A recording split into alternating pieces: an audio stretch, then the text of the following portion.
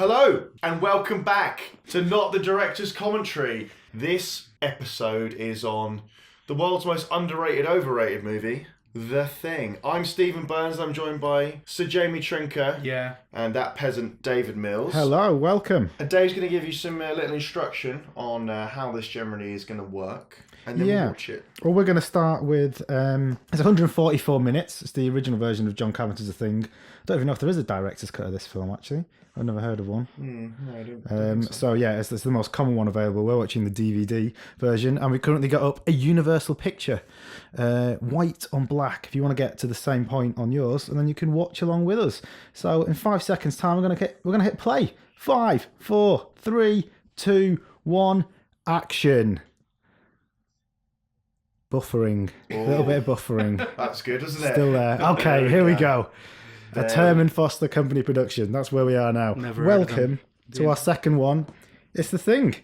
So, we're going to do a little intro to begin with. This is based on the novella Who Goes There by John W. Campbell, writing as Don A. Stewart, back in 1938, and has been adapted a few times.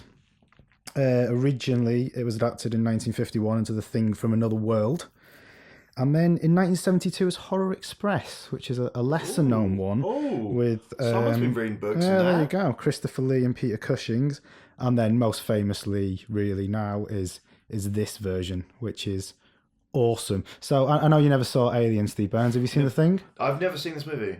My favourite part of it is, of course, the very ambiguous ending, but I must say I've never seen it. That's just from a Google search, isn't it? Yeah, you know, this... So this is one of the few movies that actually gets me, not understands me. It doesn't love me, but as in, like, it gives me the fear essentially, and it's that fucking scene, the CPR scene. I mean, it is a good one, isn't it? Yeah, and yeah, it's one of those movies that obviously got to quote Nick Love, got cunted on release. I mean, it really did, didn't it? But over the years, everyone's like, actually, this is a little bit smarter than your average monster movie. And apparently, so there's a really good website. It's like a blogger, and it's called The Original Fan, and it's by a guy called Stuart Cohen, and he talks about the making of The Thing, and being the producer on it, and working with Carpenter, and he talks about how originally it was more of a ensemble piece, and later on, for various reasons, Kurt Russell's character got punched forward, basically. But how that actually created a bit of resentment within the rest of the ensemble. So that... Well, the parts have been cut down a bit, haven't they? Actors are never, famously never on board with that too much. And so there was this... it's a great shot here as well, just how little they are in the scale of things. It's a mountain, isn't it? It's very Lovecraftian, that, isn't it? But and how that kind of resentment came through in the finished movie. But yeah, his whole thing's great. We'll probably be referencing that. Lovecraftian, you absolute tosser. It is. It's a massive fucking tosser. He is Lovecraft is a massive influence on John Carpenter. Thank you. And this is part of his trilogy of films. Apocalypse trilogy, is it? The Apocalypse trilogy, yeah, with The Thing in 1982, Prince of Darkness in 1987, I believe, and In the Mouth of Madness in 1995. Varying quality. Yes, for sure. At the start. But the other two haven't gone on to be considered genre-defining classics, but... No. So this... His headphones had BHS written on them. I know, I just saw that there. You know... Blame fucking Philip Green for that. So this is He's done a lot of bad stuff. The famous opening. I read an article once which says that it was part of like a series of movies whose twists or like plot is spoiled or revealed early if you can speak a second language. Yeah, I don't know if they are speaking Norwegian, but you do feel if you were Norwegian, you'd be like, thanks, mate. Yeah. So yeah, I mean, this is one of those movies that. Its grotesquerie is what Rob Bottin, his incredible work on it, is. But I think it's the reason why it's so it was reappraised is because people just couldn't look past the monster effects at the time. And when you think of The Thing, you think of, when the dog's head splits open and shit. But the more you watch it, the more those scenes are actually just not irrelevant, but they're just. It's a monster movie, but actually, it's just about people being a bunch of dicks. Well, and the main thing is paranoia, isn't it? That's the driving force of the whole thing, and it's a great opening to get you involved because you're wondering why they're shooting a dog. Yeah, shooting dogs is obviously not something that would go down very well in Burns Land. And if you listen to the director's commentary on this, John Carpenter is very complimentary about Jed, the dog, who is the main husky in it. Jed's a good lad. I like him. There he is. There's the boy. So this is, I think, the only woman in the entire film actually is here. Is the computer? Yeah. Dave, he was about to get murked. Do you know about women on computer? Anyway, you sound like the voice of the computer. Yeah, it's not fucking weird science, man. But that's what's different. Which is also a classic. Yeah. That's what's different to the 1951 version, though, because there are women in that, and also everyone kind of bands together in that to beat the baddie, whereas this is. So they electrocute it at the end in a doorway or some shit like that. I remember. It's a load of I old seen bollocks, it for a long isn't it? time. Basically. I mean, that is also considered a classic, but. I mean, do you know what? You're out in the middle of nowhere, literally. Does that seem like a good idea? That's a really stupid idea. Also, this is the first week they've been there. Because they introduced that with a bit of exposition, so you've really fucked yourself. So, yeah, the one thing I did like about the Thing prequel is how it kind of ends as this happens. I didn't love the new one ends with the Norwegians them chasing the dog. Okay, I haven't seen the new one yet. But yeah, it's pretty cool. And so I'm not sure how accurate this is. I've heard this repeated a few times from a few different people. In Antarctica, they have so before the transports leave, the people staying there, they watch The Shining and The Thing. No, I've got the actual place. So it's at Amundsen Scott South Pole Station on June the 2nd, which is when they get there. The film of choice is this, and everyone sits down and watches this on the first night. They're there, and then they end with The Shining. Oh, really? Yeah. So, yeah, I heard it from a few different people. Wasn't sure how accurate it was, but you probably think, nah, I don't want to... I mean, this is when it's just like, look, it's all lols, innit? And then when you actually go and stir fucking crazy, you watch The Shining and go, yeah, that's my... Yeah. That's how I feel at the minute. Yeah, The Shining is obviously great. Look at, I mean... But the reason why you didn't need the prequel to this is because this is such a powerful opening that basically, like, they're now like throwing grenades at a dog. They're chasing it, and basically everything that happened to them. I mean, I know they watch the footage of and they go to some of the Norwegian camera and everything, but once you learn how the thing operates, your mind will obviously come up with something much worse than for sure in that prequel. There they are. They've come outside now. It's not going well. There are the boys. Exactly. Oh, no. You see, and he's such a friendly little dog, that's why you're not sure. Exactly. Well, he's fucked out, hasn't he? That's gone bad. That's gone bad. Oh, dear. I mean, don't go after it like that. Yeah.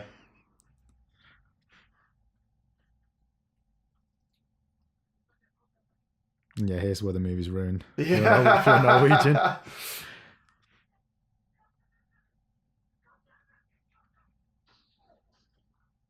Well, that's a bit much. It's a bit much. But, of course, the thing is, as movies go, I think The Thing is one of the ultimate... But what if we were the monsters all along? Yeah, absolutely. Isn't it Cannibal Holocaust that ends with Cannibal that? Holocaust, yeah. Makes you wonder who the real monsters are. And you're like, that was the theme of the entire last 90 minutes. You didn't need to say the sentence out loud. And I'm not sure Cannibal Holocaust will go down as another time. No, but also what's set on an alien planet? Bugs. What? Starship Troopers. Oh, yeah. That's another one where... Oh, yeah. Hey, shit, are we the bad guys? Yeah, we're dressed like Nazis. The Mitchell and Webb yeah. Are we the bad guys? So, yeah, I was saying on the podcast, the Jim Burns Day podcast is, if you've listened to it, if not, do it, about how in, like, a kind of not exact thematic consistencies or similarities. There's something interesting all the same between Stephen King's It, and The Thing, where the titles aside, basically describing something, but just in the way that in the Losers Club segment of It, the trans-dimensional being takes on the form of what scares the children, and it's like things that children are afraid of, basically like giant spiders and clowns and whatever. And it takes on, whereas in The Thing, it takes on the form of what adults are afraid of, which is other fucking people. Just other people. Look at those goggles, though. I need a set of those. Ooh, fuck He's got, some goggles and some sexy hats in this thing as well. It's a good wardrobe. Yeah. Actually, a good thing about it, which you see later on with the wardrobe, is when they've all got the stuff on and you can't really tell who's who. Yeah. I think it's a really cool thing. Yeah. So when the producer was talking about how in the early version of this, one of the interesting things was that when it was being shot, all the kind of soundstage stuff was done first, and for where it was shot in Stuart, they couldn't get the appropriate level of snowfall until December, so it was shot in August, then location came later. And so that allowed John Carpenter to essentially watch quite a lot of the movie and see how it was playing out, essentially.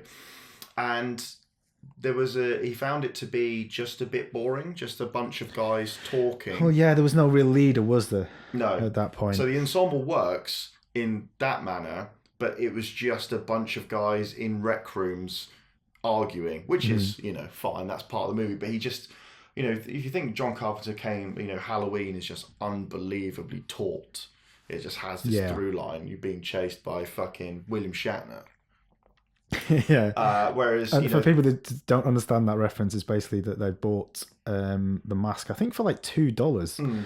Because they just wanted a plain mask that they were going to adapt for Halloween, right? Yeah. And they came back with the William Shatner one. They just went, well, that's fucking terrifying, so let's just use that. And shaved the eyebrows and stuff off, wasn't it? But yeah, he had this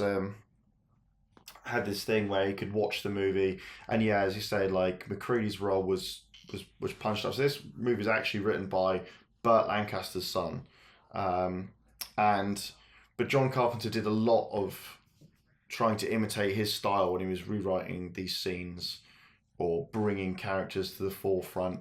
But I do love that.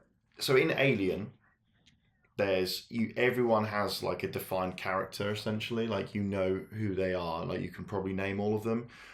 There are Blair, Windows, Spirit Fuchs, of Blair, McCready, but some of them just go into the background, and that really works later on in the movie where you don't trust those guys because you don't know who they are. But let's just take a moment to appreciate Kurt Russell with all-time top 3 hair game. I mean, he does look fantastic, doesn't he? It's unbelievable. Look at the. And this is off the back of the last film with John Carpenter that he did. Didn't he have that hairstyle in that as well? Yes. The name escapes me. Escape. Yes. Yeah. Which was also pretty fucking good, as it goes. Actually, going back to Halloween, the original thing is in Halloween. They're sitting watching it. That's the film that they're watching in Halloween. Oh, are they? Yeah.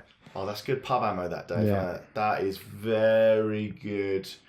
Look at that hat. Look, I want that hat. I need that. It is very good. Big time. Yeah. So there's some of the stuff that got changed. We'll kind of get to in a minute, but it was just so there's the scene where Blair is like they find out with the thing how it operates, and as it and then he decides to go in without a resolution. So Jim, cutting political satire. Great home record, bad away is like bang no. So yeah, when Blair is looking at how the assimilation of the thing works, when after it all starts kicking off, he originally it was played a little too subtle. It was there was not meant to be anything really on the screen, but it was meant to be his reaction, which foreshadows him losing it basically.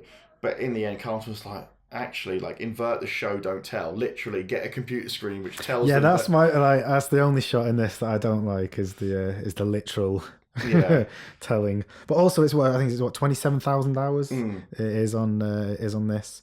And the University of Leicester just did a thing with zombies, not with this, calculating how long it'd be to the world would actually be overrun, and they came back with 100 days. There'd be 30 people that'd be left alive. Oh. So shit. A shitload quicker. Things are actually worse than this film says. Yeah.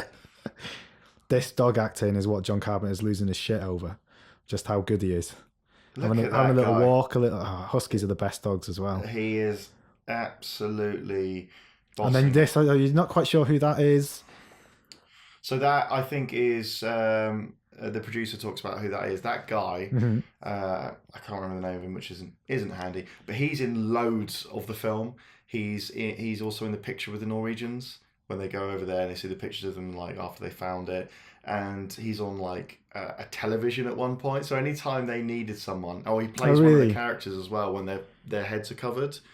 So yeah, essentially it's like right a stand-in. Well, actually, speaking of stand-ins, that Robin Button, who did a lot of the special effects on this, started out on Star Wars with Rick Bacon. He stood in for one of the Cantina band. Oh, really? I don't know if it was for the actual filming of it or if it was just a stand-in. But so originally they wanted when Universal.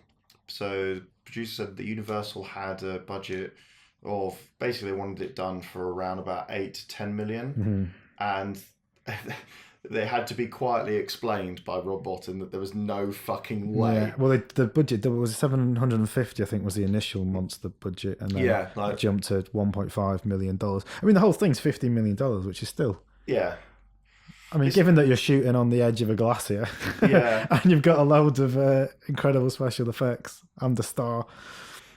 Pretty much. Like in comparison, like the budget for Ghostbusters was about 30 million, wasn't it? So, was it? Yeah, and that's similar sort of time, isn't it? But yeah, so there we go. There you go. So apparently, Kurt Russell got paid $400,000 when it became clear that they needed him to be the star. They were like, shit, we need someone. Who have we got? Well, Kurt Russell. That'll do. Yeah, that's the guy. That'll happen.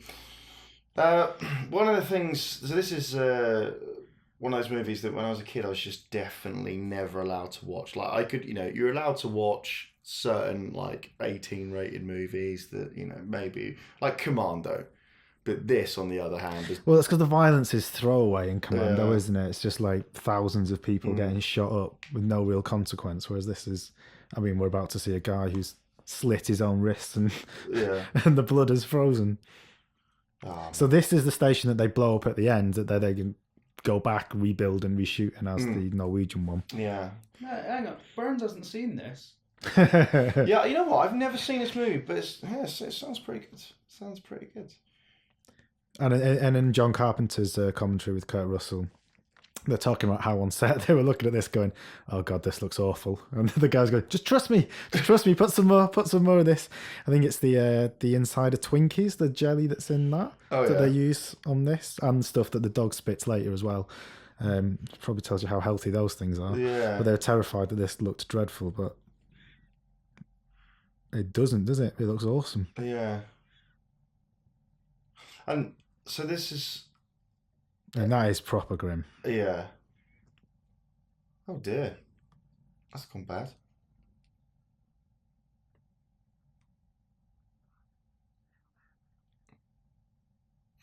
Look at that guy.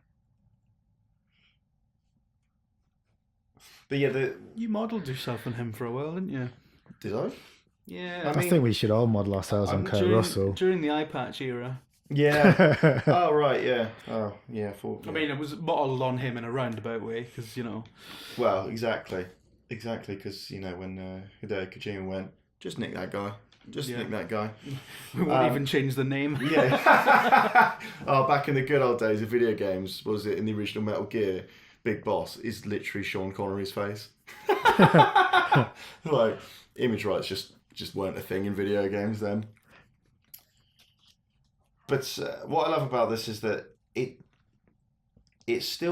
looks really good. And one of my main problem with modern horrors, psychological horrors in particular, is they all look like fucking car adverts. They all are, they're really like saturated and sleek looking. I remember I saw the remake of the Texas Chainsaw Massacre. Mm-hmm. Now, the original Texas Chainsaw Massacre is a horrible fucking movie. That scene where the guy in the wheelchair gets killed it haunts my fucking dreams. The new one looks like an advert for Levi's. The way it's shot, golden hour. Mm. The fuck the colour palette of this film is great because it was essentially black and white. It's so monochrome, everything that, like, if you're looking at all these shots here, instead of this continual orange and blue that you get in most feature films now, because those colours are opposite and they just bang them on everything, whether it's justified or not. Yeah. Oh, yeah, absolutely. And also that makes the red of the blood and the horror and stuff jump out of the screen at you. I think a lot of people don't realise this, but like colour grading in posts back then just wasn't a thing, was it? Like, not as much. No, the thing is, we were shooting on this. The cinematographer, so Dean Cundy on this, knew what it was going to look like, and other people kind of just had to shut the fuck up and do what he said. Which, to be honest, is a much better way, because now with modern filmmaking, and you were talking before about John Carpenter having having a long time to actually watch the film, obviously because this is film. So what you would do is you would shoot here. And then it would do, when I was loading film, the rushes would come to me in the film bag. I'd put them in a little tent. Then you'd wrap them up. Then they'd probably get in a helicopter, and that'd be helicoptered to a lab somewhere. Then it'd be processed. And so, I mean, by the time God knows how much further down the line you are, especially if you're on location up on a glacier, that you're actually watching the rushes. Whereas now, of course, with digital filmmaking, you can do that. And as I was saying, in terms of the cinematographer just being the one who knows what the shot's like, now you have tons of monitors on set, and everyone's looking all the time and continually. The producer, PR man on your shoulder.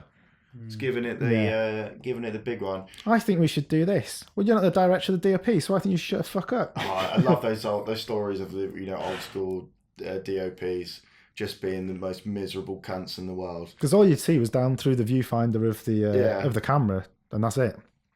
Maybe a shit little monitor that's got about 6 pixels on it. Now you got 34K TVs on it. Is it Vittorio Storaro? So Gordon Willis was cinematographer in The Godfather, was offered Apocalypse Now. It's like, absolutely fucking not. Like, no. I think Storaro was Come to the jungle with me for a year. No, Francis. I think Storaro was also going to do The Godfather Part 2 and before Willis came back. But so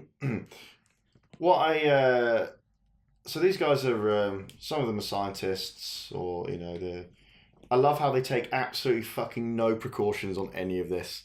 It's like, I mean, there's never. I get why, from a filmmaking point of view, you want to have faces and stuff revealed. It's not quite gone full Prometheus, where let's take our helmets off in an alien landscape. Oh yeah. I mean, to be fair, by this point they're fucked or not if it's airborne, aren't they? Well, yeah, but again, it's this is one of the kind of the few missteps I think of the movie that.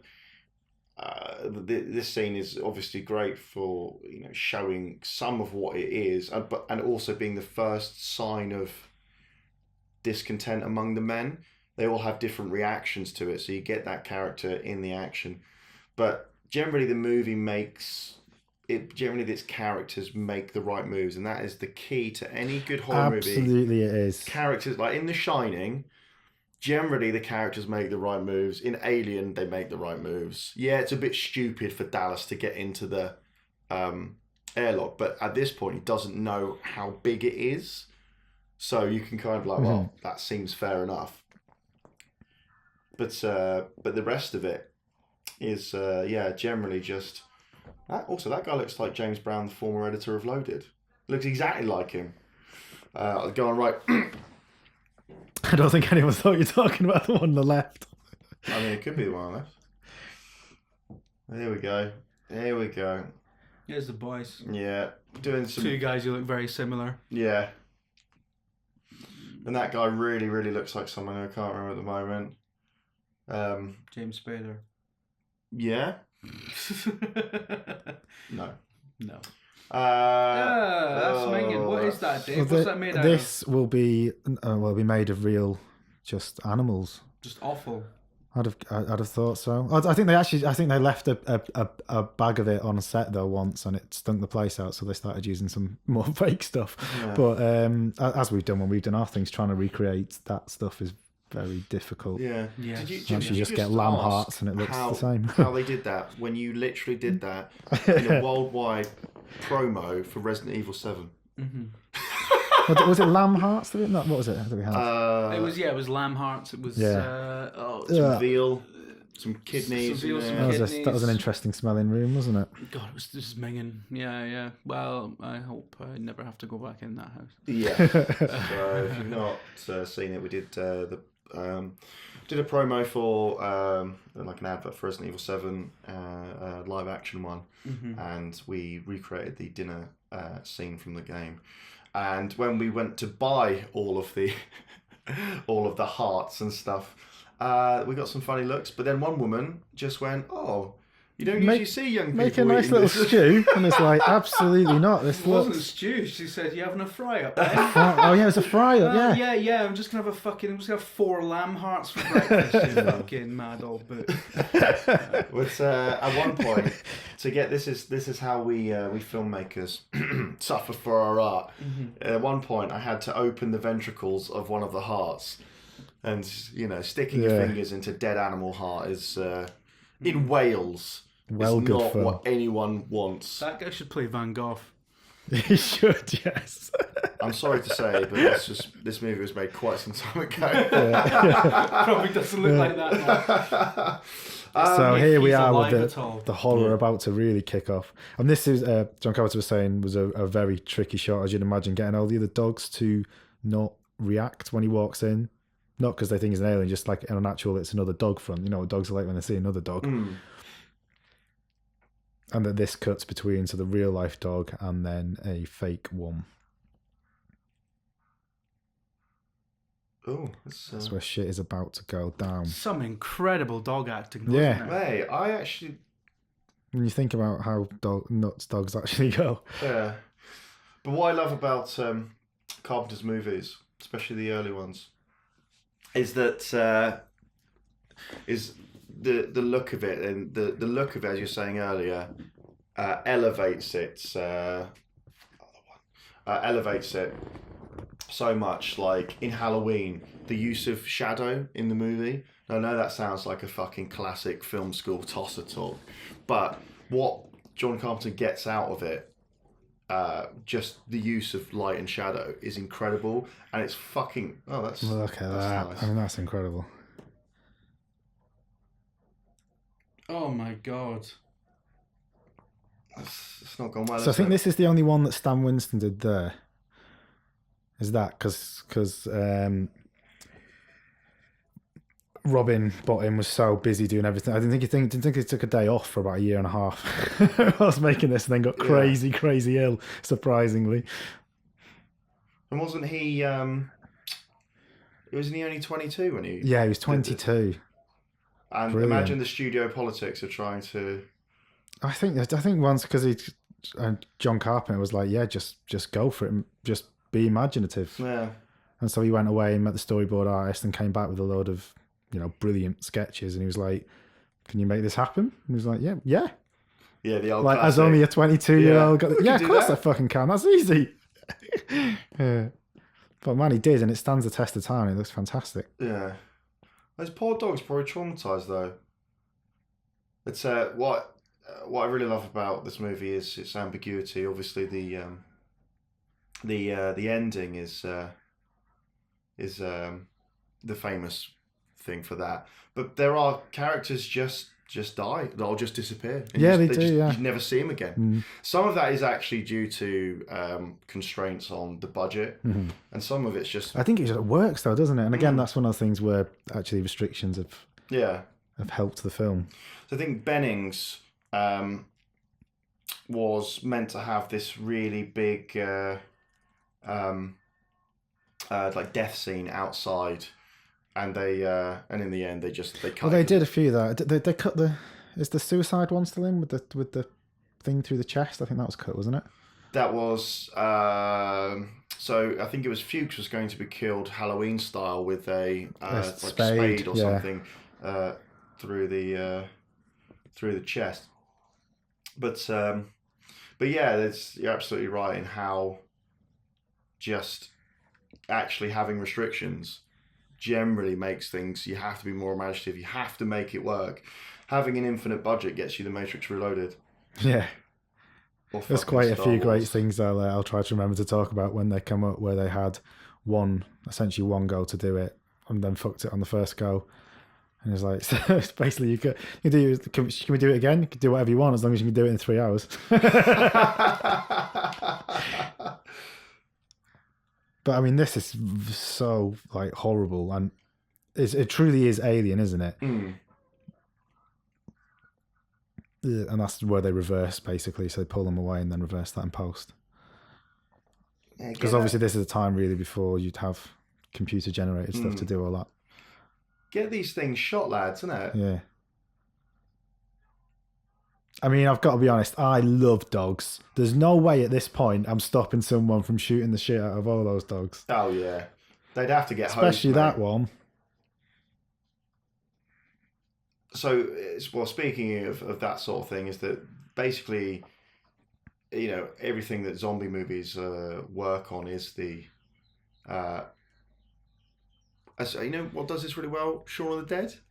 Where his mum gets bitten and then he has to, be told that it won't be her anymore. Yeah. And so... That's a really good film. So this is a real flamethrower as well. It's always dangerous when you work on... you work a set with real weapons. I mean, yeah. It's a bit shocked by is that Keith David? A bit shocked by the by how effective that flamethrower was there. Like, we better step back on that one, mate. Oh, you want to see later when there's an explosion and Kurt Russell nearly goes fucking through the door. You can see from his reaction there, he's not acting. So is it Ellen Burstyn in The Exorcist that she suffered a lifelong spinal injury? Because, that at that point, William Friedkin was in his complete arsehole phase. Yeah, totally. And so Friedkin wanted her to be jerked off of the bed, and she was attached to this harness. And they did it a couple of times, and it just wasn't working. And she said to the director, please, it's really hurting. And so apparently Friedkin turns to a stunt coordinator and goes, yeah, not so hard this time. And then does a massive stage wink and he pulls it as hard as he can. God. Gave her a fucking massive spinal injury. However, it looked great apparently. So, I mean, Billy Friedkin didn't get a spinal injury. He got millions of dollars. Job done. Although this is like a Matryoshka doll of just horror and hell. Every time he opens a layer, there's just more... Ugh. You probably wouldn't go anywhere near it though, lads, would you? You'd probably be like, nah, that's bad news. That's bad news. So I think the concept is that when it's morphing, it kind of almost goes through everything that it's tried to emulate. Like the T-1000, isn't it? Come into contact with. See how much that colour jumps out the screen at you compared to everything you've been watching. Yeah. You're right though, it is, and I've got this fucking telly and it's fucking ultra contrast, mate. So, but yeah, the colours, as you're saying, the kind of almost desaturation of it, getting towards monochrome. Like when you see a yellow shirt, it's like, oh, shit, that's a yellow shirt. Well, lads, we've totally fucked it. This is why you don't get anything out the ice. Yeah.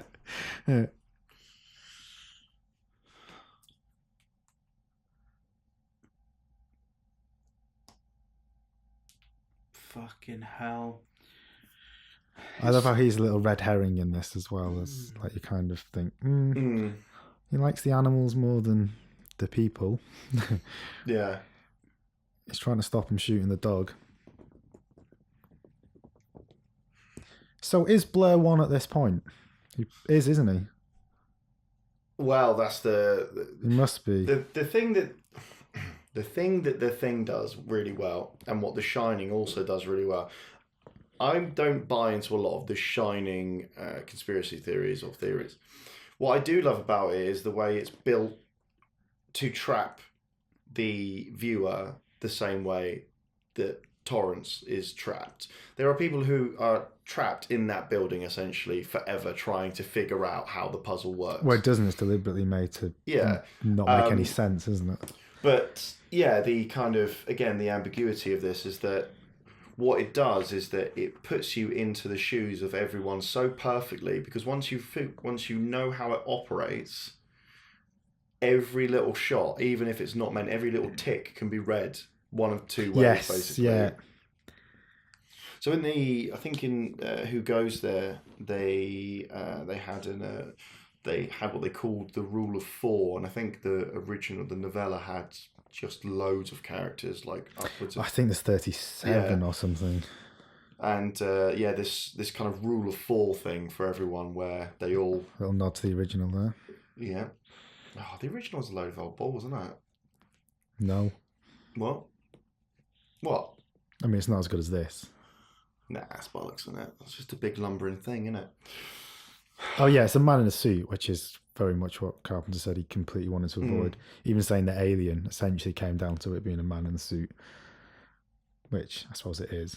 Well, it is, but I mean, that is a truly alien as well. It's not. It's not like the shitty Star Trek ones. Yeah, those.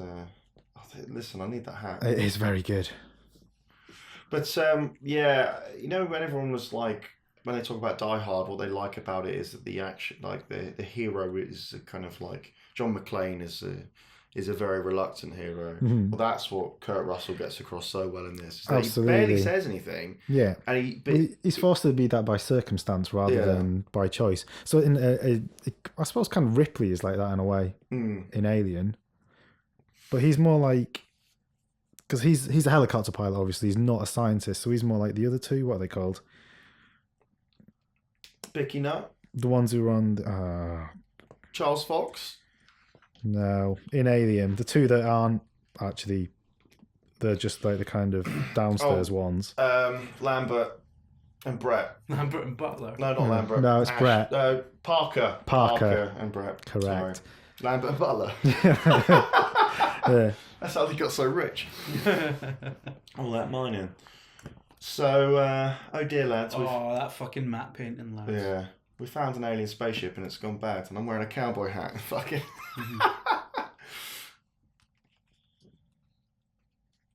Because his introduction in the script is absolutely amazing for Mac. It says 35, helicopter pilot, likes chess, hates the cold, the pay's good. It's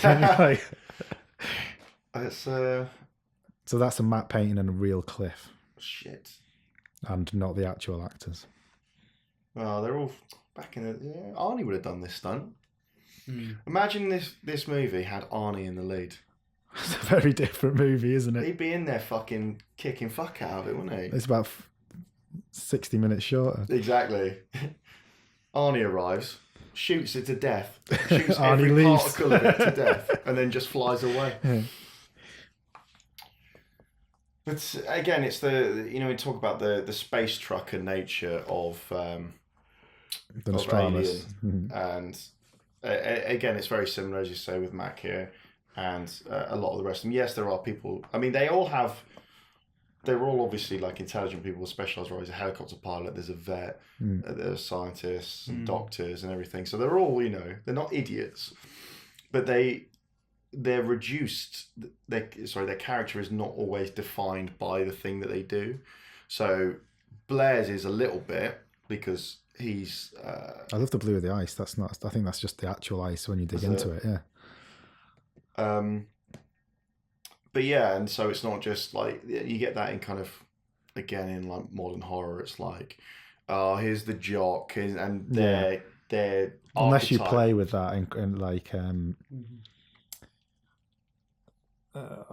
come to me. Cabin in the Woods, which is absolutely brilliant send up of it all. Yeah, I thought it was alright. And these old ones, so it's basically every fucking character was well into Bruce Springsteen,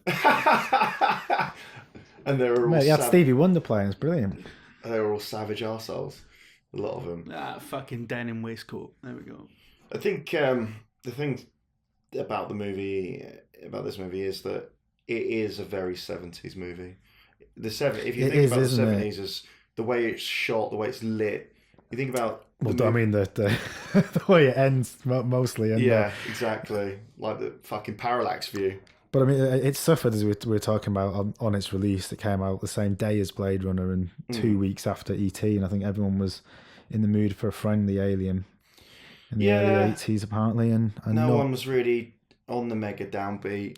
Fucking, we're all gonna die out here now. I'm not sure if I believe in the recession stuff, though. Like that people don't want to see depressing stuff in a recession. Because this would have been released just after it was a very brief depression, wasn't it? At the beginning of Reagan's era. 81 to 82. I'm glad he's dead. But we've had a massive recession and there's loads of very popular shows that are really downbeat. So yeah, I mean, I don't know. So apparently Carpenter had this made by someone he knew at USC, and he wanted it to look like a video game. And this is the scene that you don't like, Dave, isn't it? No, I like this. I mean, that gets across very clearly what's going on. Mm. And actually, this is one of the only things where they're locked in a location and it's all justified. Like, we can't make contact with the outside world. And you're like, no, you can't. There's a massive snowstorm. You can't drive to another village or make a phone call. Because quite often that's shoehorned into a film. Yeah. Where, I mean, occasionally, like, you would be in a place where you can't get mobile signal. Yeah. But, in a lot of things, it's just as a plot point, you can't do that. So that shot of Blair, I think Blair, where he's meant to. So it was originally a lot more like that, and then doesn't he reach for the gun in a minute?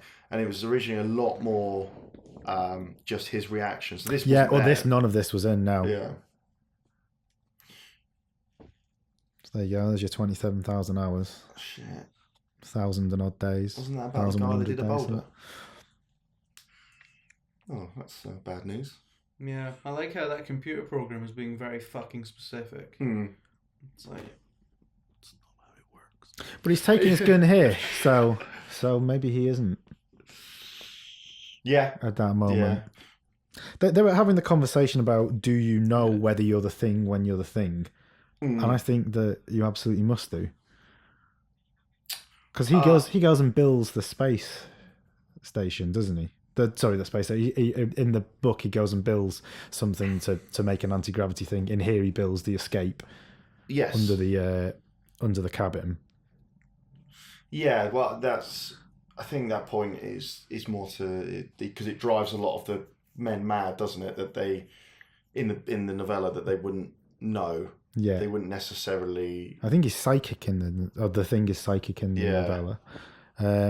Although the guy who plays Blair was saying that actually in the scene where they go essentially who wants to take charge, and he says I'm not up to it, guys, is where he always felt that subconsciously he knew that something was wrong, and so he was like, don't give me the gun.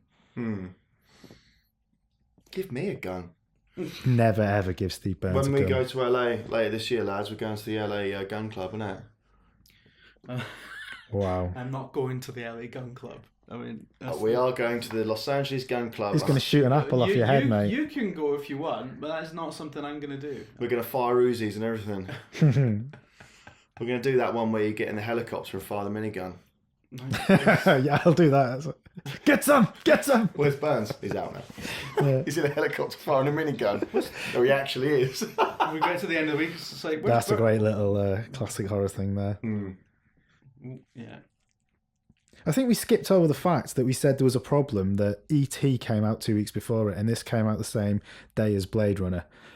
In 2 weeks, you've got E.T., Blade Runner, and The Thing coming out of the cinema. Yeah. Can you remember the last time that there were 3 pictures that strong ever? No. Well, E.T.'s shite though, no? No. Oh, I'm a friendly little alien. I mean, I prefer this stuff. Although you think back to the time And I mean, Blade Runner wasn't very well received at the time. No, either. it was hated and as neither well. was, Yeah. And neither was this.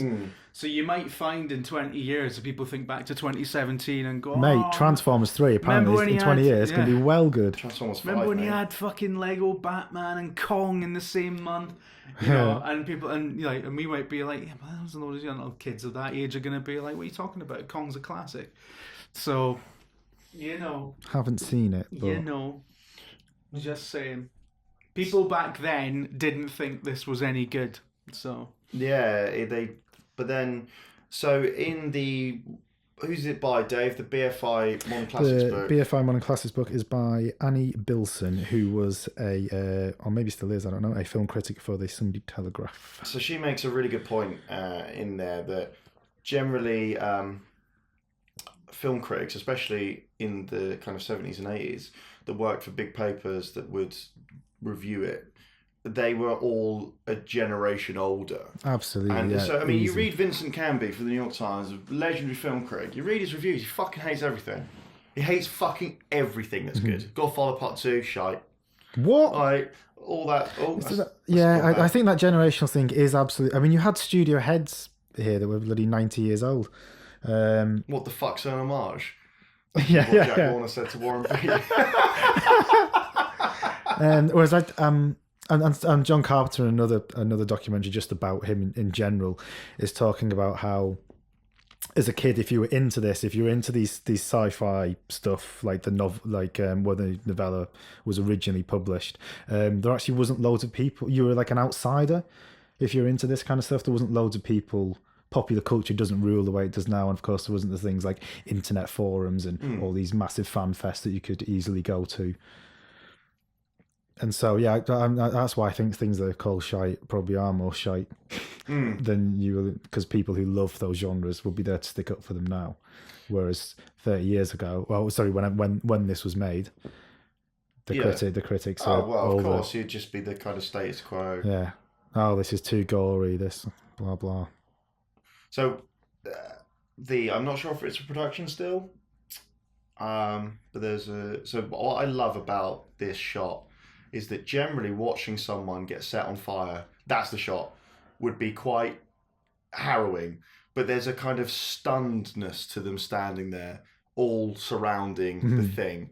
And, you know, if you think about it as if the group is the organism, then that shot is instructive for the rest of the movie, that it's now in the middle and they're around it, so it's going to spread out.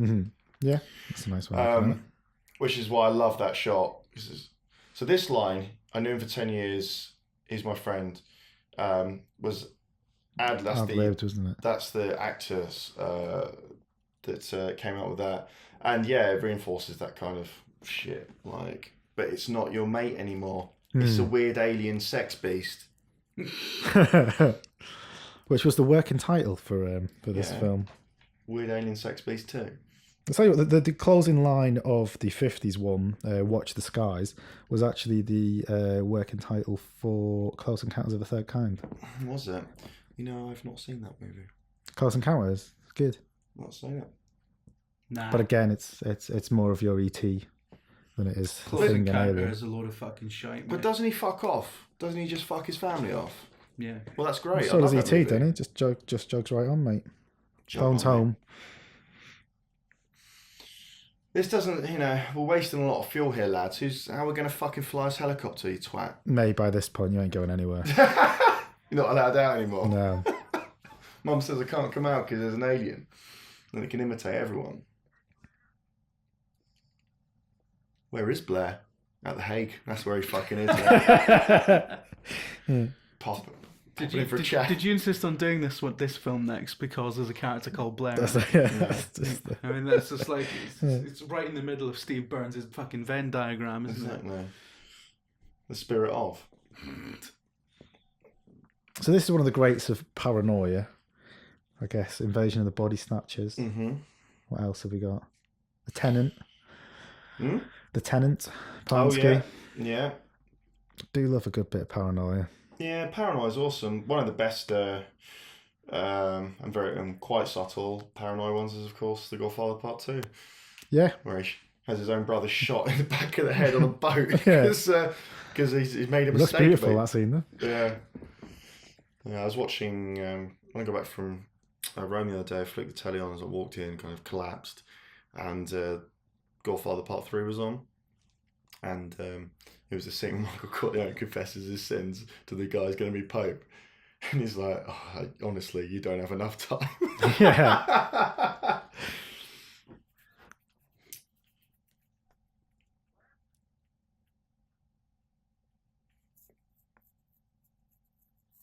He's got so many wardrobe changes. In Oh, this it's film. unbelievable. And it's like a video game character. Yeah. Do they make Kurt Russell in the thing action figures? Because if so, I want one. Does he sabotage the old... Yeah, this one has ripped the insides out Mm. of what I think is a fake helicopter. What is the video game like, Burns? It was actually okay. It was bastard hard, utterly unfair. What on earth do you do in the video game? A load is... So, in the game, you play... Oh, what happens? I think you're in... Maybe you're... Oh, right, you're sent there after the film ends, I think. And so it's got this kind of trust mechanic, which was completely canned, or mostly canned. But you didn't know how whether your other... your squad mates were the thing. And there was like a paranoia system. So you were like a special forces team, I think, sent in to investigate. But at the end, you find McCready and he's alive. You're like, that's probably ruined the kind of end of the movie they were going for. Because Oh, really? yeah. Mate, this is me when I read video game reviews.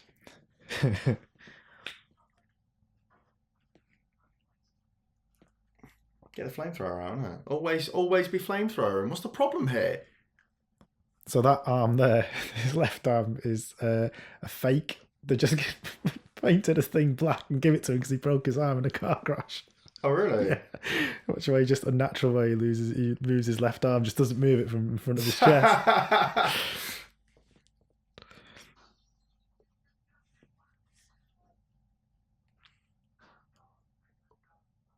In fairness, though, this is the exact right thing to do. Yeah, absolutely. Because if it gets off the... you're all fucking toast, boys. It's got a table, though. That'll do. What am I armed with? A bridge table. It's WWE. It's going to get chest off. How many fucking bullets you got left in that fucking gun? Nah, is that now? Oh, dear.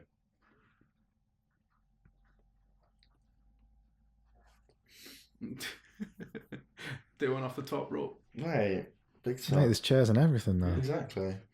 This is where Vince got the idea from. This is WrestleMania 3. Don't. Vince will have an idea. Do you remember when Robocop was in WCW and it was fucking shite?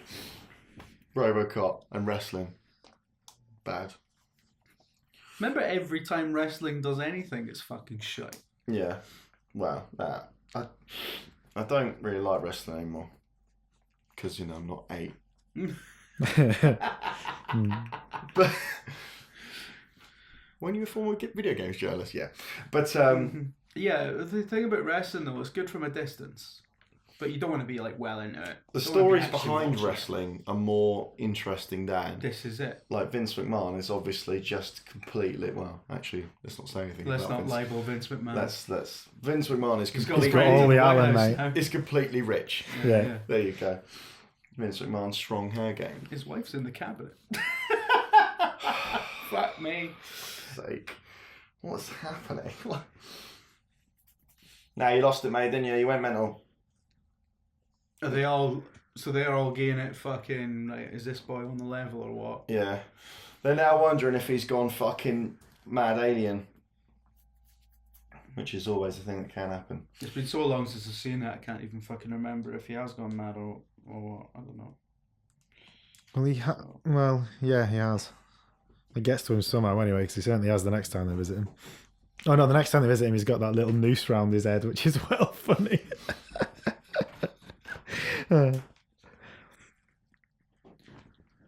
It's impossible to overstate how good Kurt Russell looked back in the day. He does look incredible. I mean, fuck me. And then by the time you get to Stargate, he's starting to look a bit shite by that point. But he's still got it. But like this in the 80s, fuck me, he was just the most attractive man who'd ever walked the earth. I love how they are all absolutely freezing out here because it's shot on a glacier.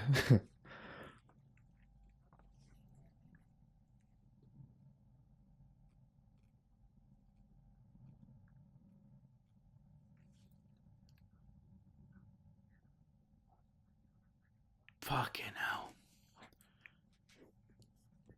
And that presents a challenge as well, shooting in those conditions.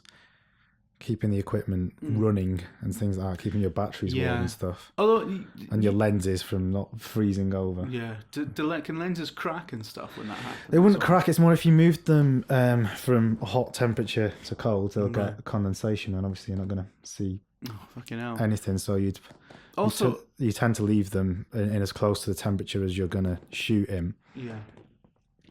Didn't you tell me once as well that it's marginally easier to shoot in freezing conditions than it is? I did a short film called Anthony, which was a little comedy film about basically a Santa that's very bad. Yeah. With Tim Key and Tom Basden, directed by Jonathan Van Tulken, and we shot that up in the Arctic Circle. And so it was regularly kind of -20, -25. But it was actually really nice to work because it was really crisp and it was clear and it was really fresh. It's not like I find working in rain in England harder than I found working in -25 at the top of Finland. Yeah. And then we went to a mountain one day where it got to -40 with the wind chill. And we had this really awesome guy called Tapani who was our fixer over there, and also the guy that invented the air guitar competition. So a really interesting character. Yeah. Looked like he's out of Game of Thrones. And some guys came up on skidoos past us, and he like waved them down. He's like, where are you boys going? And they were like, gonna go to the next mountain. He was like, no, you're fucking not. You're gonna turn around and go home because you both already got frostbite on your cheeks because they weren't wrapped up proper enough. And they're like, oh, cheers. Yeah, we'll do that. Yeah, fucking hell. Stunning place though, absolutely incredible. But yeah, to do that, you'd have to make sure your lenses don't freeze over, and then the batteries all the time. I built these things out of polyester, and then shoved a load of hand warmers in there and stuff, so that everything. I mean, we didn't even know if the equipment would work on the top of the mountain at -40. It's not really built for it, is it? No, but it worked fine. It was an Arri Alexa that we used, and that stood up to that. Oh, here we go. Well, these guys would have been shooting on film, of course. This is definitely film. So they don't. They. I mean, a lot of time and money and engineering in the 20th century was put into making film as film cameras as mobile as humanly possible. Yeah, and also this is a lot of the thing with the film camera, which I guess the younger generation tends to now be more scared of film cameras, but actually it's just a mechanism. It's just it's an actual machine as such. When something goes wrong, you go, oh, this part is buggered. We need to pull that out, or you need to fix that or repair that. Whereas in digital, obviously, it's like, oh, there's something wrong with the ones and zeros. I don't know what it is. Yeah, this needs a firmware update. We are absolutely fucked. We're in the Arctic Circle. Yeah, exactly, yeah. But yeah, I mean, this is one of the sort of arguments that somebody high up in one of the motion picture associations in America was saying about. I remember when George Lucas was making the big push for digital. One of the arguments made was that you've got the cables back. You know, you're tying the camera to the ground. Yeah, that certainly is what happened when digital came back. It's come on incredibly since then. But my main argument for it is I just think it looks, the colours just look better. Yeah. On film. But again, it's a lot to do with your post-production budget. If you've got the money to make it, if you got Bond money, then you can shoot it as they did on digital and spend tons of time in post on Skyfall, and it'll look incredible. And you got Roger Deakins. The That fucking helps. But Dean Cundy's cinematography here is great. Love the blue all over the place. It actually terrifies me, kind of thinking back to then when, like, you know, because and the way, you know, the way everyone shoots stuff now, including us, it's like you actually, in camera, you want it to capture as flat an image as possible. So when you get it into the edit, you can grade it however can grade you want. more, yeah. And obviously, I mean, here, back then, they're doing everything in camera. You want to get it as close as possible. I still think the best way to light is with digital is just get it as close. And also because as a cinematographer, if you're getting it to be very flat, you're essentially handing it over to someone else to paint the picture for you to a degree. I mean, it's great if you've got a colorist and you are going to be in through post and you trust each other, and that's great. But if you're just, you won't have, on a feature film you'll be in through it all, but on TV you'll probably just hand it off to someone else and have a little bit of post, but you won't be in for weeks and months. So when you go back to this kind of era and you've got films that are like this that have real signature looks, you know, and you think it's a lot more difficult to have a defined signature look back then because you had to do so much blindly in a lot of cases. That's why when people try and make black and white stuff now, it always looks shit. Yeah, you like differently for that as well. So this apparently is the camera operator when it goes to the injection part here, who volunteered for all the injections. The guy called Ray, who's the camera operator. Yeah, I'll do all those, mate. Like, what's in it? Fuck it, it's heroin, isn't it? That looked like air. A little bumper. Well, that'd be much worse for you than injecting heroin. I was going to say. So this scene was inserted after Carpenter had seen all of the soundstage or whatever stuff, which, you know, people always talk about like the grand master plan for movies. The script's got to be amazing. Well, the script generally has to be pretty fucking good, but there are so many instances where it's not in the script or it's inserted later, and this is one of them. This is shot, I believe, at Rob Bottin's place. Oh, really? Yeah, and because this was after they'd wrapped on shooting, wasn't it, entirely? But and yeah, one thing that always got me with this though is that he's not facing the door. I would be facing that fucking door. Oh, absolutely, and I'd have the gun in my hand the entire time as well. Yeah, but he's probably a bit stressed out here. Yeah. Honestly, it looks like you. Hey, if I look like Kurt Russell, I'd kill myself. I mean, you don't look as good as that, obviously. No one has ever looked as good as that. Yeah. There we go. But, you know, bit of Orson Welles action, Dave. It is. The old diopter shot, both front, foreground, and background in focus. How much are those things to rent? I mean, not cheap. I don't think they're mentally expensive. They used one on the Baskervilles episode of the new Sherlock, and it was in it.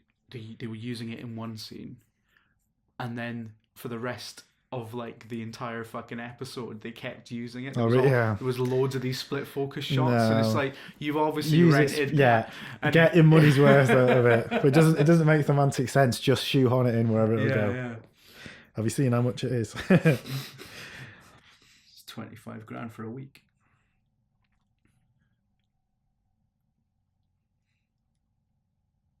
Nah, that's not gone well, is it? So this is the power's just gone right here. Mm-hmm. So I mean, you're dead very shortly after that anyway, aren't you? If you're in Antarctica. Yeah. Beautiful natural orange-blue contrast there. Yeah. Attention, video games. As opposed to an artificial one that you get in every film now. So these are all real flares, which I can't imagine was particularly fun to work with. Back to the old wrestling there. So, beautiful. And this is something that was, I think, originally, obviously this is the McCready one, but there's quite a lot of these that are just dotted about and you just suspect everyone. It's brilliant. Fucking hell, he looks incredible. Oh no. He really does look incredible. So what do we think about? I mean, it certainly wasn't written as something to do with AIDS, but that was when the epidemic was kicking off, and a lot of people read into that. Yeah. I mean, it wasn't consciously written as. I mean, it was based on a novella from way before AIDS was a thing. But the idea of you didn't know who had it, and you couldn't tell by looking at them, and at the time they didn't know where it come from or how you got it. Yeah, I think some of that is, as you say, because the novella is pretty much what is the movie, essentially, just with fewer characters and a more upbeat ending. So, but yeah, I can see why that kind of, not even a reading but interpretation, I suppose. I think that if it was an original and not adapted screenplay, then that would just be the. Yeah, I think it's more that hysteria of the time kind of fed into it. This is a great shot coming up in a sec. That's the guy trying to get in. The little noose. That is pitch black. He's like, it's no your night tonight, pal. You're not coming in. Come back. So then again, I guess that does again suggest going back to Blair that subconsciously, at least, he's aware. Because why would the alien make that? Well, maybe there is kind of an internal fight. Well, that's again the key to the movie, is that it doesn't go, I'm done. This is exactly what happens, isn't it? Yeah.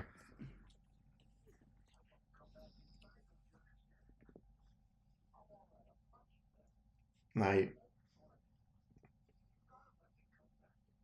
Sorry, mate, you've gone fucking full power, innit?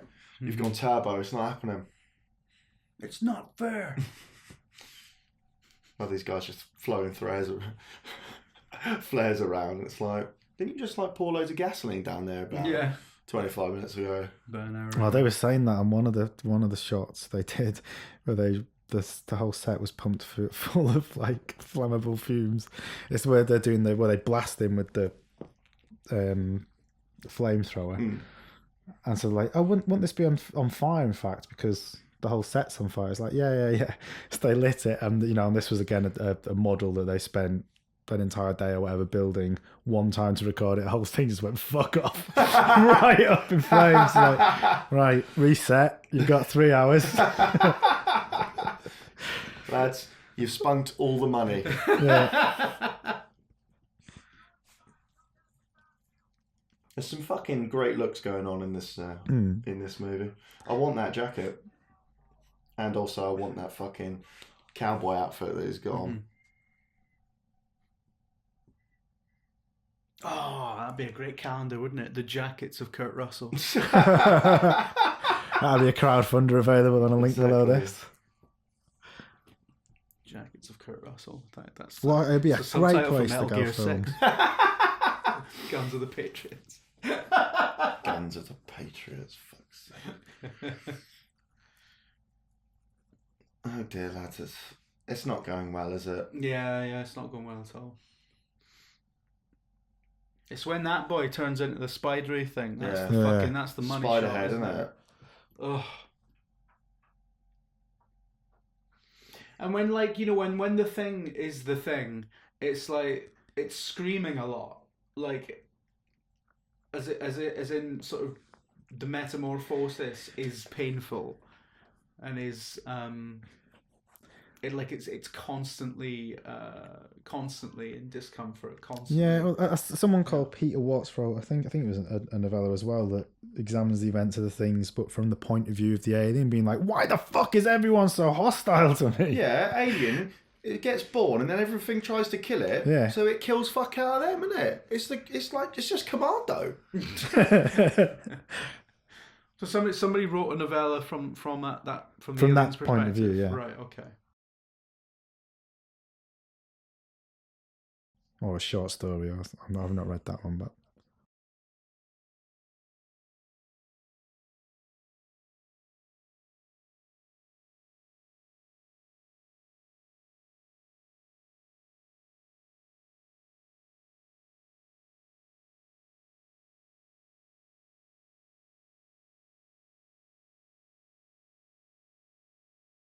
this is when the paranoia goes right, absolute full power. Mm. And again, with the AIDS thing that people were saying, that, when they introduced the blood test, which is the only way you can find out. And this is something that's become the blood test thing has become a bit of a trope. It has, yeah. I don't know if it was used at all before this. I don't know. I'm not entirely sure, but it was. But yeah, it is definitely been used. I mean, it was a massive fucking plot point in Star Trek: Deep Space Nine And Battlestar Galactica. Battlestar Galactica, yeah. And tons of other things. Loads of things, yeah.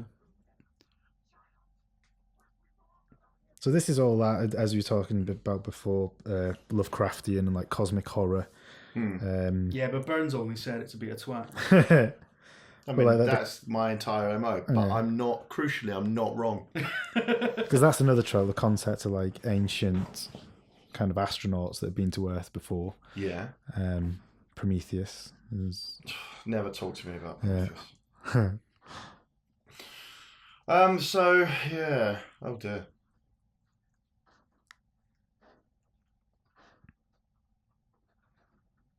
I mean, look at that.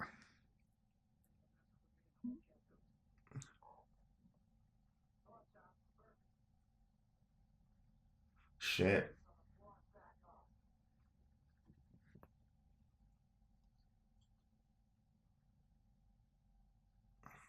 Tense as fuck. Yeah.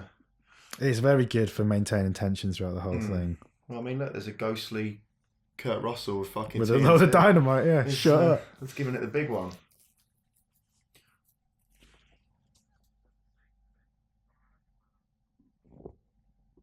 Hey, he looks like he's on a savage come down there.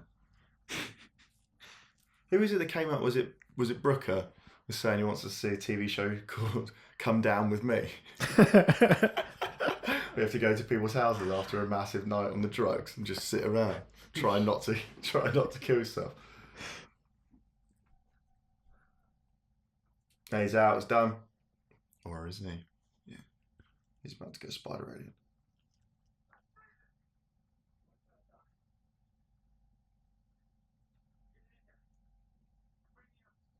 Oh fuck! I mean, guys, have you not heard of like mouth to mouth? You give up on him pretty quickly. Yeah. Well, you wouldn't, would you? Yeah, I mean, you're in that scenario now.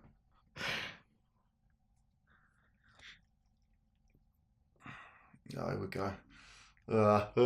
Oh, yes.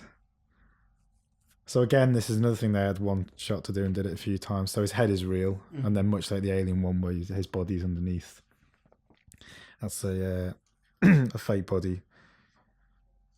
Because you can't do fake CPR on somebody. No, absolutely not. You will absolutely kill them. That's great though, the way it moves and everything. Absolutely. But then on the first take, I think Carpenter described it as like a Las Vegas fountain. That much shit came out of it, so they had to redo it and do it again. There's some lovely use of the. Oh, fucking hell. Yeah, that's great, isn't it? Mm. And this. So then this is a double amputee now with his mask on. Oh, really? Yeah, not good.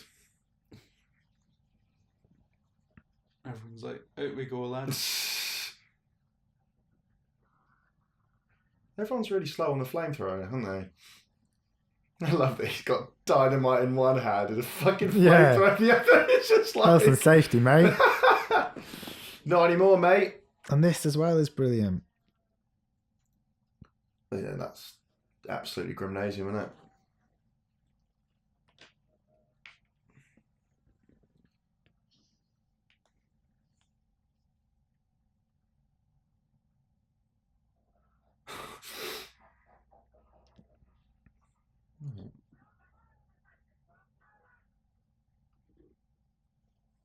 So this is the one where the place was full of fumes and they burnt his head and then had to redo it. My God. It's just like, it's one of the worst body horrors as well. Yeah. It's fucking horrible. The severed head. Just the image of the severed head dragging itself across the floor by its With tongue. tongue, yeah. I mean, And then that. Oh. You've got to be a sick bastard, haven't you, to come up with it. Yeah. Probably a wrong one. The people who made this film, actually, I don't care for them. Yeah. You were the problem. This bombed when it came out, mate. Yeah. Imagine seeing this, like, back in the day before, like, the only time you could see the trailer was literally at the theatre, or maybe on telly, it'd be a TV spot or something. It's the way it crawls off as well. I love it. And you walk in like, oh, watch this. What the fuck is happening? Especially after you've just seen fucking E.T. Yeah, slightly different. That shot back there where it's walking to the door behind them, like, and because it's obviously it's like old, it's old, it's not CGI, it's a physical thing and it moves kind of funny. It's totally like it's straight out of Red Dwarf, that shot. There's the homage to this in Red Dwarf as well, isn't there? Oh yeah, there's the polymorph episode, which was, I mean, it's and in X-Files, almost the same fucking plot. There's ice in the first season of X-Files. When we went to Japan, I watched 10 episodes of X-Files on the flight. Well, ice is just that was in the first season. Yeah, well, yeah, it is essentially a 45-minute version of this, but mate, X-Files is a load of shit. Well, asked and answered. There you go. It's not though, is it? It's it's really not. But I like saying the controversial stuff because it gets people mad, and then they share it and go, "Listen to these cunts." Oof. See you then. Oof. So that's just. So he was a real boy. Sorry about that. Yeah. That boy's wearing a Sons of Anarchy cut. Is that Chevy Chase? In a Sons of Anarchy cut. Mate. Remember when it turned out Chevy Chase was a massive fucking walloper? I mean, his name is Cornelius Vanderbilt Chase. Wow. He's probably not. He's from mega New York aristocracy, isn't he? So this isn't going well. Look at this boy. Yeah. Strong hair game. Not so strong. This guy just looks terrified. Yeah. And there's the strongest of all time. Strongest. Look at the way it flicks out. Like, yeah. For goodness sake, man. You look like a lion. I think maybe at this point he may have been the most attractive man that had ever walked the earth. I think the most attractive man that ever walked the earth was Alain Delon, but only when he was young because he melted immediately. Yeah, that's what everyone gets creeped out by. Is that? Yeah, but not the thumb, mate. I fucking need to use that for shit, innit? Like, do a bit of the arm or something. Yeah, you're fucking right. It's like when it's another kind of common sci-fi trope of like cutting the hand and then shaking hands. Oh, yeah, there. As an honor ritual type thing. So this here, yeah. John Carpenter's commentary is like, why people always go mad at that? It's a fucking tube. It's obviously a tube at the back of his hand. Like after having done all the like crazy, $1.5 million on his thing, I was like, oh my god, when he cuts his thumb, is horrifying. Yeah. It is though, isn't it? It looks like he's cutting the thumb under the nail. Yeah. There's literally nothing worse you can do to a human body. Yeah.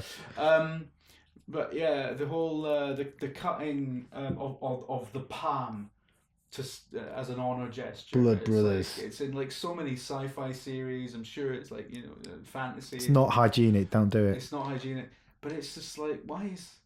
But when it happens on screen, they always make it way more dramatic than it actually would be, because you don't need to actually cut that much to get a bit of blood. Absolutely not. But they're usually doing it to the point where you'd be severing fucking tendons. See, yeah, that shot there where Windows looks relieved that he's not a thing. Yeah, it's really good. So it gets across that you're not even sure if you are or not, let alone anyone else.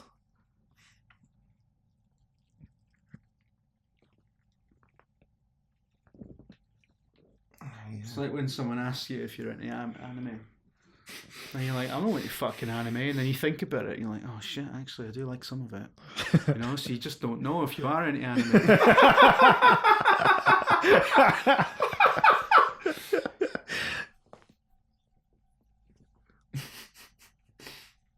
Dr. Copper. His name's not Copper, that's just the policeman. The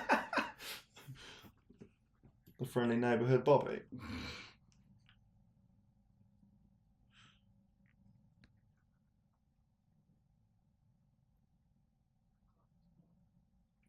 And this coming up is the best line in the whole thing.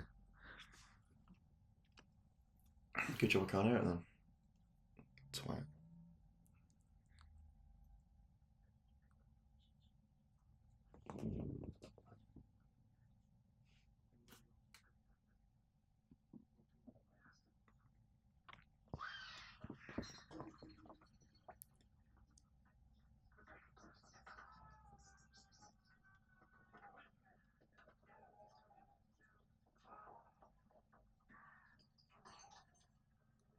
Oh dear. Oh my word. Horrible.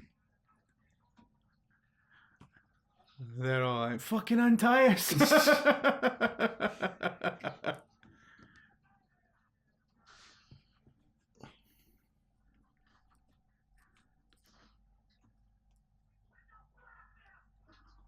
Yeah, Window, stop being a dick. And this is really horrible. Yeah. This part. Oh. It's brilliant. All over for the lad now, innit? Again, it's like a Francis Bacon Yeah. painting. He was a mad old cunt as well, wasn't he? He was nuts. Oh dear. Or the old Salvador Dali masturbation. Oh yeah. Probably time for that guy to get hit and stay hit, as they say in the parlance of exterminating aliens. Yeah, totally. This thing is really pissed off, isn't it? Like, people keep fucking shooting. I mean, exactly. yeah. It's like, mate, you just woke me up. I've been asleep for thousands of years, and now you set me on fire. You shot me. Exactly. I'm just trying to kill everything on Earth. So this is the part where it really goes. Watch him. Shit. Fucked it. Imagine the insurance premiums. Yeah. How many explosions will there be? So from this Oh, point, that's a good thing. None of them people will be with you up there. from this point on in the film, the eyebrows are fake. Yeah. I'm telling you.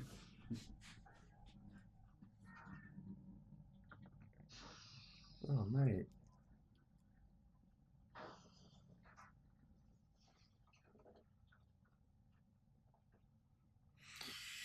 Well, lads, it's all gone bad, hasn't it? So much shit they do here you just wouldn't do on set now. They've got a guy behind, two guys behind that wall controlling the puppets whilst he literally sets fire to it. I mean, fuck me. Not a chance. The good old Getting a bit days. hot in here, isn't it? Yeah. Full Brexit. Anyway, back to the test. not a single shot nowadays would actually have a physical fucking alien in it, though, would it? I mean, well, it depends on the director's approach, doesn't it? Well, the remake of this, they wanted to use practical effects. I think did use practical effects, and then he got Alien 3'd in the edit, and it's all visual. It's all really? computer, isn't it? From what I hear, I haven't seen the remake, so I can't say. But this is the best line. Here we go.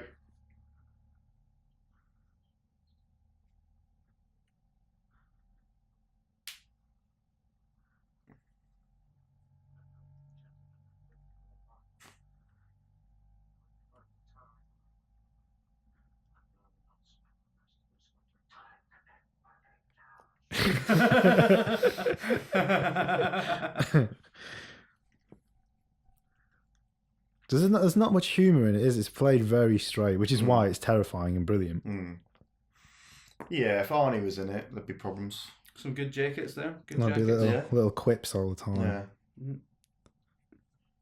Ice that guy. What the fuck? What was the fucking jacket budget on this shit? I mean, those things aren't cheap. Well, Parker yeah. Well, jackets this is in the the- thing. Like, is he looking right down the lens there? That's off-putting. Listen, looking down the lens is fine. All of a sudden, he's doing a piece to camera. Hello. Like and subscribe. Hey YouTube, what's up? I'm being menaced by an alien. It's your boy McCready.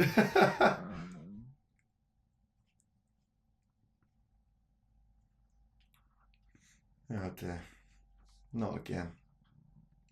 See, if it was me cutting this together, fucking, I'd be enhancing those lens flares, be fucking... Oh, mate. No, mate, none of this I'd be overboard Star Trek be stuff. crushing all the low ends. I'd be like, yeah, oh, fucking hell, man.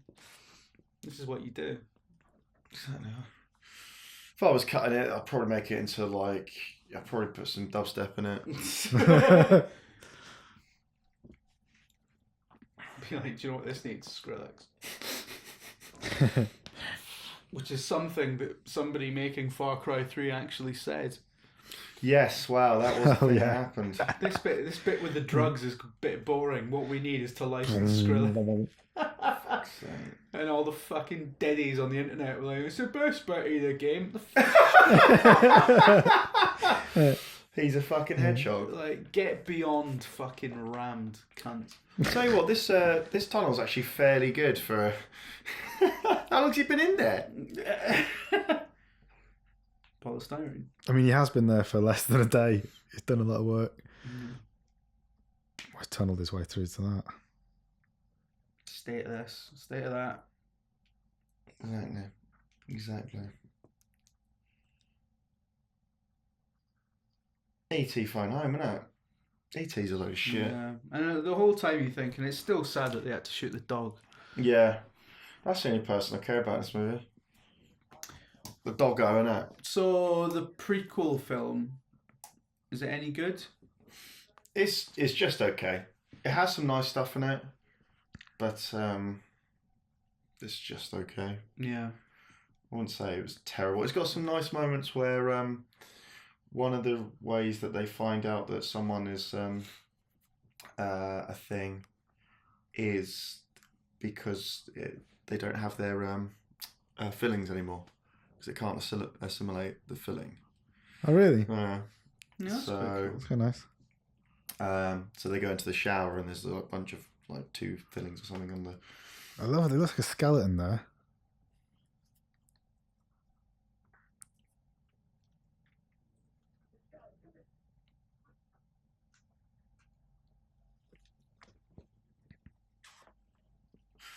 Also, the soundtrack to this movie is fucking incredible.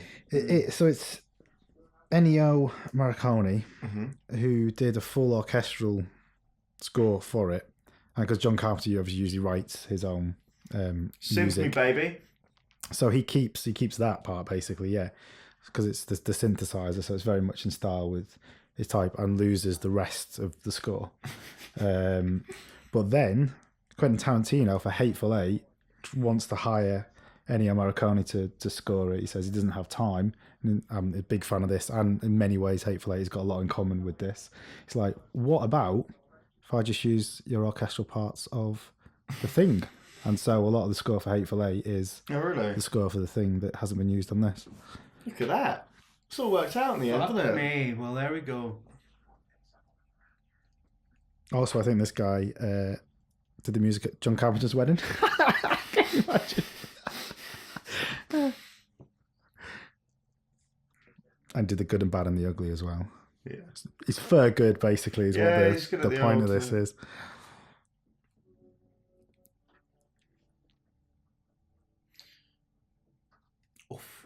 Oof. Straight up.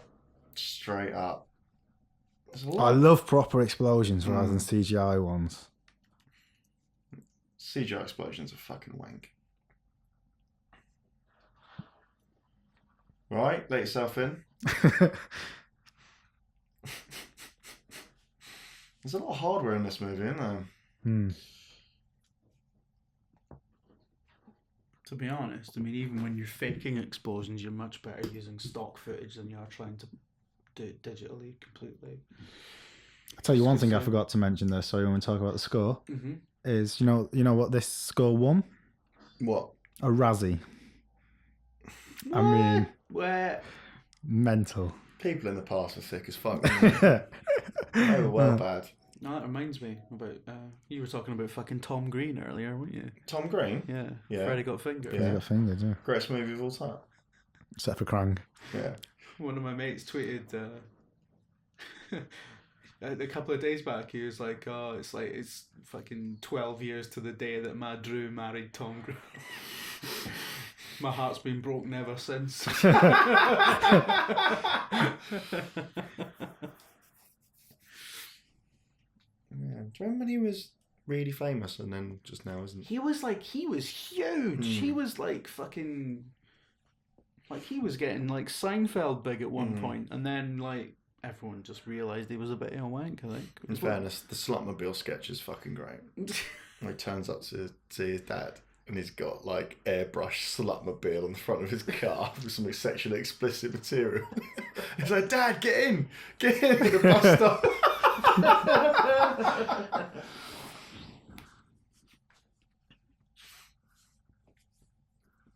These guys look like they're in fucking Alien 3 here. So we're off downstairs for a big So lie this is I guess on the set, isn't it, in LA? Yeah, I reckon. That's not even a set. That's just LA, innit? Because they refrigerated the stages, didn't they? It's supposed to be quite nice actually in LA summer. Yeah. There's 100 degrees outside. Well, you'll be over there soon, laddies. Yeah. Won't you? That's just what it looks like under any bridge in downtown LA. It's like, Well, oh fuck, next door to like all the fucking money, and you're like, oh, there's a hobo town right next door to like the fucking central bank or whatever. yeah, I didn't give a fuck, did I? Christ. I do not give a single fuck about social. Awful city.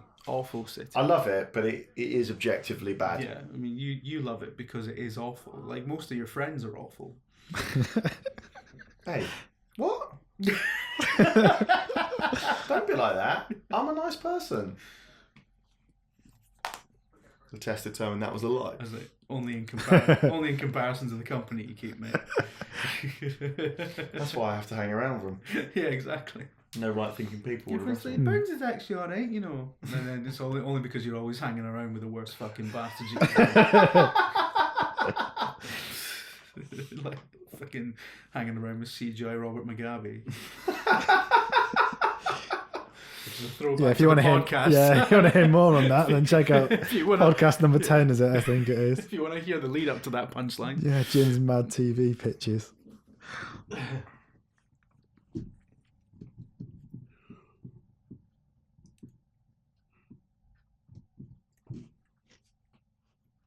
So now just looking around and filing cabinets and that, seeing if the thing's tax returns are up to date. Filing cabinets and that.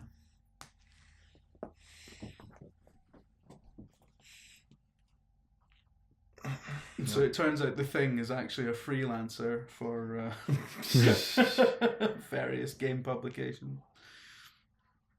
Oh, this is brilliant. I love that. Absolutely horrible. Oh dear. It's disgusting, isn't it? Yeah.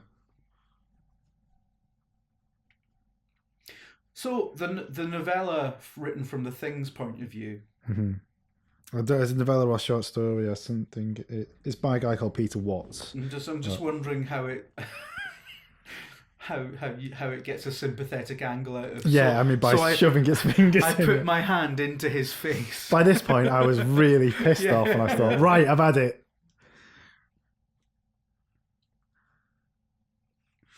Well, this has gone bad for these boys, isn't it? Yeah. So it's been a while. So at this point, they are resigned to their fate, right? And are just trying to fucking blow the whole thing up. Yeah, I mean the helicopter's been ripped to shreds. I think they essentially know. So in many ways, they're all being very heroic in the sense of, you know, the end is nigh.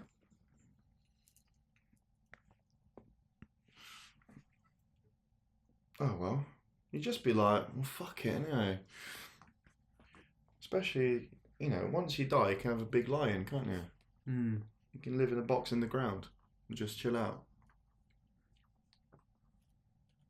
So this is where he just walks off into the snow, isn't it? Never to be seen again. Yeah.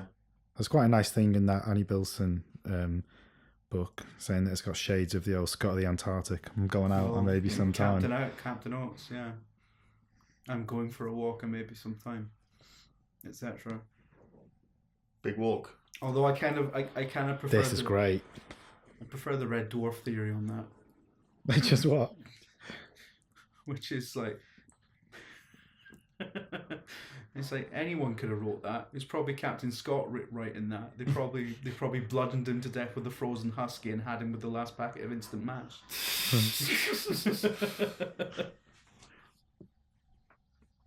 Oh shit.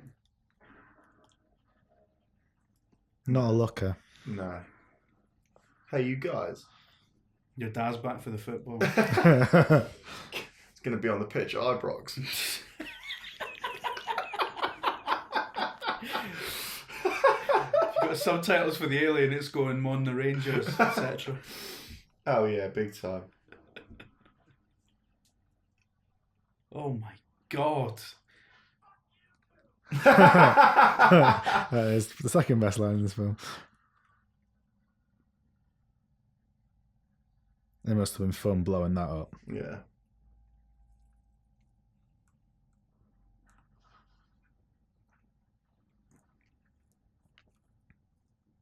So there you got to turn the camera over and get the fuck out of there, because you can't have people stood next to it and you stick them on like bomb-proof cases, basically. So I did one on Sherlock Holmes' Game of Shadows where talking about one take, don't fuck it up, was they're like, right, so it's taken us 16 weeks to build this like Moriarty's like lair, and we're going to blow it up in one, so yeah. Don't get it wrong. Make sure that thing's fucking Make sure you don't recorded. flash that mag.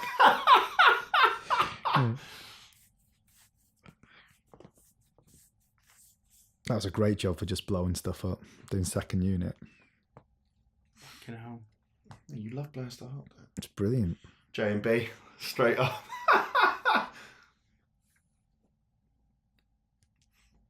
Big sit down.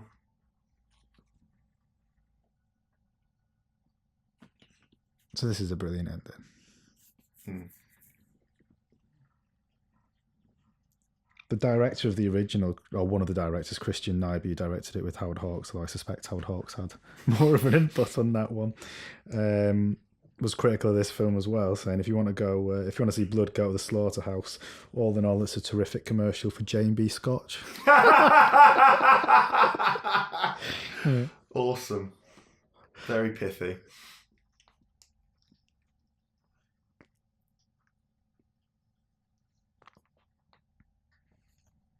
Because in the novella, I think they all, well, the humans win and get away. But I think that not the end shot, obviously, it's in a row, but there's a flock of birds heading towards the mainland, and is it one of them? It's kind of left as that question. Whereas this is much more dark. Oh yeah, because they shoot the albatross, don't they, when they see it? They shoot it down as it goes over.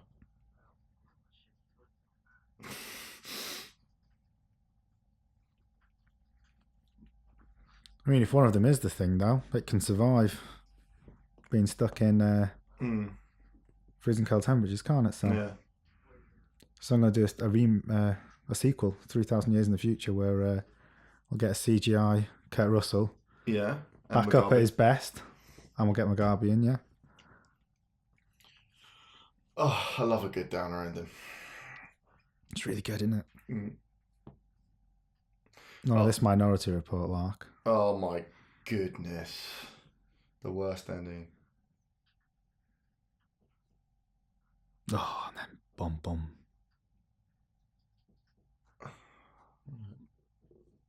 Time for a big line, isn't it? There you have it, ladies and gentlemen. Oh, I love a good 70s ending there. Just, yeah, we John destroyed Carpenter's everything. The Thing. All of our friends are dead and we're about to die. About to get murked. There it is. That was not the director's commentary for John Carpenter's The Thing. The Hang. Yeah, let us know what you think in the comments. As old Tony. Sorry. But yeah, do the comments, but make sure they're nice. And Don't be a let dick. us know what other films you want to do. We're thinking of doing maybe something a bit more out there. Nah, Jean Dillman. 3 hours, 45 maybe not minutes. as far out there as John Dielman, but Not doing it. maybe a lesser known film. But yeah, hit us up. Thanks for listening again. Thanks for listening. Thank you very much. Bye. Bye.